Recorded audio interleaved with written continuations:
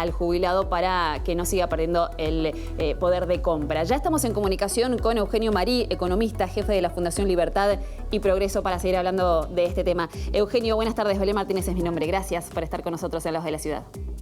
Muy buenas tardes, un gusto estar hablando con ustedes. Gracias. Últimos anuncios por parte de la gestión de Javier Milei: el aumento del salario mínimo vital y móvil, el aumento en las jubilaciones en un contexto de alta inflación, y que al mismo tiempo indicarían todas las proyecciones es que empezaría también a bajar esta inflación. ¿Cómo analiza este contexto y esta actualidad en la Argentina? Bueno, a ver, lo primero es entender que estamos en medio de una transición. Sí, a ver, en diciembre Argentina venía encaminada a una crisis hiperinflacionaria, ¿sí? Y el nuevo gobierno, dada esa herencia, lo que empezó es con una serie de medidas de shock para tratar de estabilizar la situación y justamente evitar esa crisis que hubiese sido el escenario más dañino para todos los argentinos. Ahí es donde empiezan a aparecer todas estas medidas, insisto, de transición, en las cuales vemos actualizaciones de precios, sinceramientos, ¿sí? Precios regulados que venían atrasados que se ajustan, y obviamente, ¿sí?, empieza a haber actualizaciones de lo que es salario mínimo, jubilaciones y demás, que no se pueden quedar eternamente atrasadas. Claro. Dentro de todo esto, ¿cuál es la buena noticia? ¿Sí? Que efectivamente hay señales de que está habiendo una desaceleración en la inflación. Los últimos datos que nosotros recopilamos desde la Fundación Libertad y Progreso marcan que la inflación está corriendo a un ritmo del 2% semanal, ¿sí?, lo cual nos está dando una inflación mensual en torno al 10%, ¿sí? Y obviamente respecto a los números que veníamos viendo implica una desaceleración importante.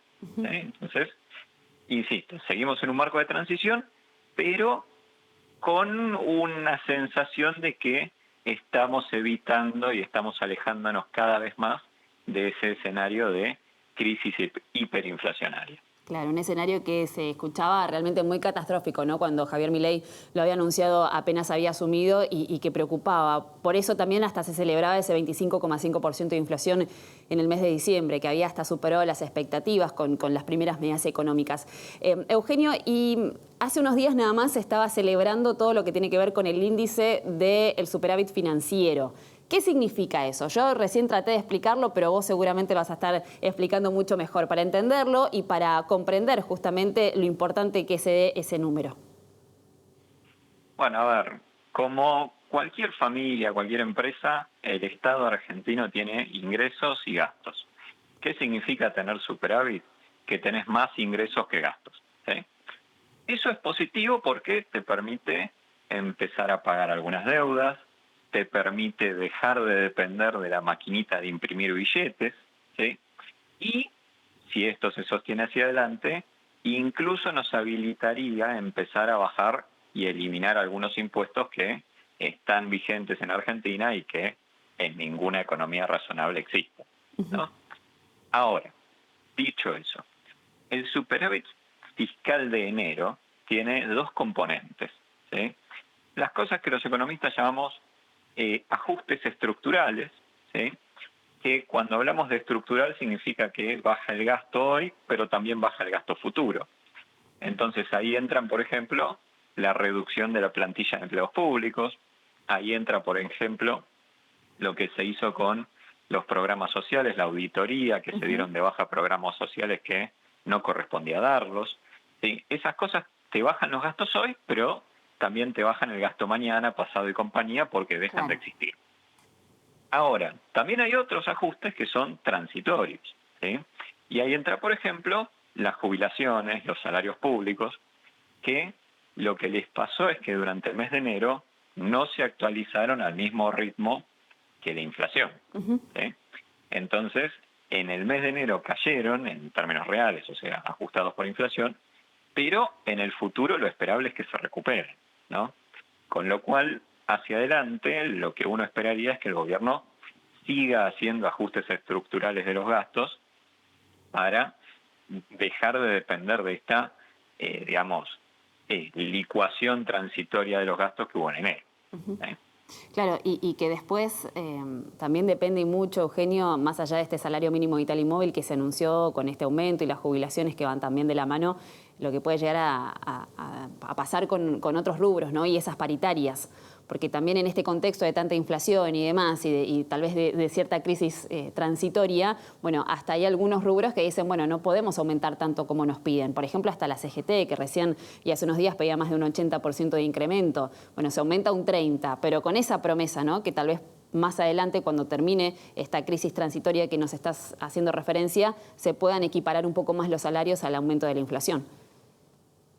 Absolutamente. A ver, acá lo que hay que entender es que si Argentina efectivamente se estabiliza como economía, los salarios van a aumentar. El poder adquisitivo de los argentinos va a recuperarse, ¿sí? Pero obviamente eso implica antes estabilizar la economía argentina y hay que pagar los costos de, yo diría, 4 años de una irresponsabilidad económica manifiesta, ¿no? Ahora, segundo comentario, respecto a lo que vos mencionabas de las paritarias. Sí. En la Argentina de hoy no es una Argentina, hay muchas Argentinas. Hay sectores económicos que esta transición la están paliando un poco mejor, otros un poco peor, ¿sí? Y ahí vamos a empezar a ver ajustes salariales de los más diversos, ¿sí? Los sectores que tengan más espalda, que se puedan recuperar más rápido, probablemente veamos paritarias con números más holgados, y los sectores que, digamos, tengan menos capacidad, menos resto, probablemente digan, bueno, vamos con una paritaria más chica por una cuestión, te diría, de supervivencia productiva. ¿Sí? Hay empresas que no pueden pagar cualquier paritaria. Claro, lógico. Se entiende. Eugenio, y otro de los puntos que tal vez para el común de la sociedad es sensible, pero que también en una cuestión de balance y de economía era lógico que se tenía que hacer, es la quita de subsidio, al menos progresivamente, de todo lo que tiene que ver con los servicios de luz y de gas. Y eso puede llevar un impacto importante, al menos ahora, pero después, que todo va de la mano, ¿no? Por supuesto, el incremento salarial, paritaria, aumento de jubilación o salario mínimo vital y móvil, y que en algún momento tal vez ese aumento que vamos a entender en este mes con el incremento de las tarifas y la quita progresiva de subsidios, después tal vez no sea tan costoso el poder afrontar ese gasto. A ver, para entender un poquito esto de la quita de subsidios, las tarifas de transporte y demás, basta con preguntarse cuánto se paga en los países limítrofes de Argentina, ¿sí? A ver, no nos tenemos que ir muy lejos para entender que en Argentina y en particular en la región metropolitana de Buenos Aires, lo que se está pagando de tarifas no tiene nada que ver con lo que es el precio verdadero, ¿sí? Y eso nos lleva a decir, bueno, alguien está poniendo la diferencia, ¿sí? Es más, hagamos otra comparación, no nos queremos ir a los países limítrofes, comparemos lo que es la región metropolitana de Buenos Aires con lo que son las provincias, ¿sí?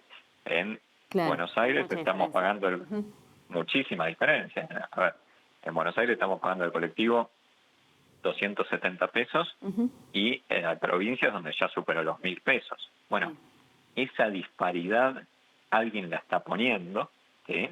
Y es parte de los gastos en Argentina que yo creo que están mal asignados, ¿sí? A ver, la región de Buenos Aires es la región más rica del país, con más producción, más empresas, y es la más subsidiada, ¿sí? Y está subsidiada por el resto del país. Bueno, es raro que eso se mantenga en el tiempo, ¿sí? Y es parte de las cosas que hay que solucionar, ¿sí?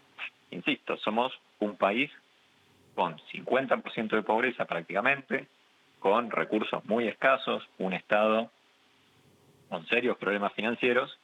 Los recursos que tenemos los tenemos que cuidar y se los tenemos que asignar donde más rinde.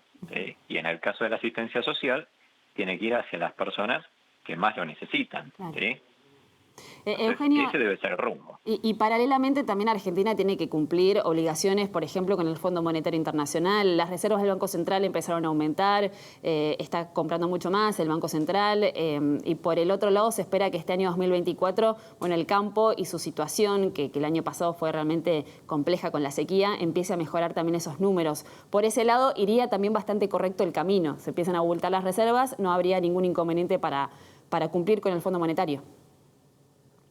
Es que lo que tenemos que entender es que las reservas se pueden recuperar siempre y cuando ocurran dos cosas. La primera es que el Banco Central tenga una política cambiaria razonable. ¿Qué me refiero con razonable? El tipo de cambio sea o se acerque por lo menos lo más posible a lo que es su verdadero valor. Sí. ¿Sí?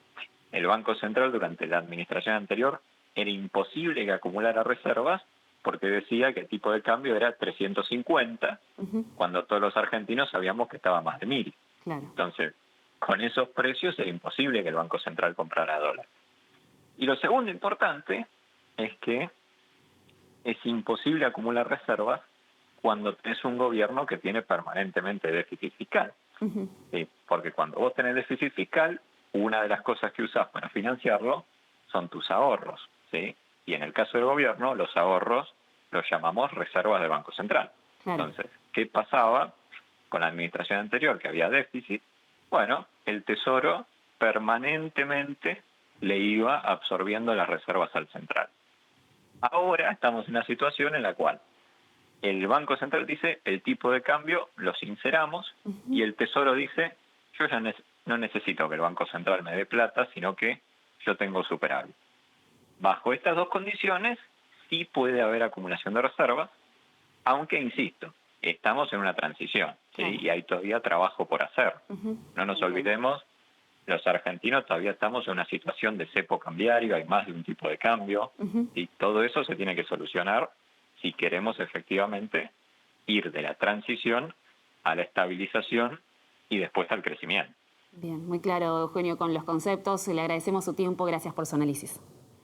Por favor, muchísimas gracias a ustedes. Gracias. Eugenio Marí, economista jefe de la Fundación Libertad y Progreso, en este caso hablando un poco más y analizando, ¿no?, lo que venimos contándote en cuanto a los números, el aumento en las jubilaciones, en el salario mínimo vital y móvil, por supuesto, reservas del Banco Central y demás números e indicadores económicos que, lo que recién Eugenio nos decía, todavía estamos en etapa de transición, falta todavía un poquito más.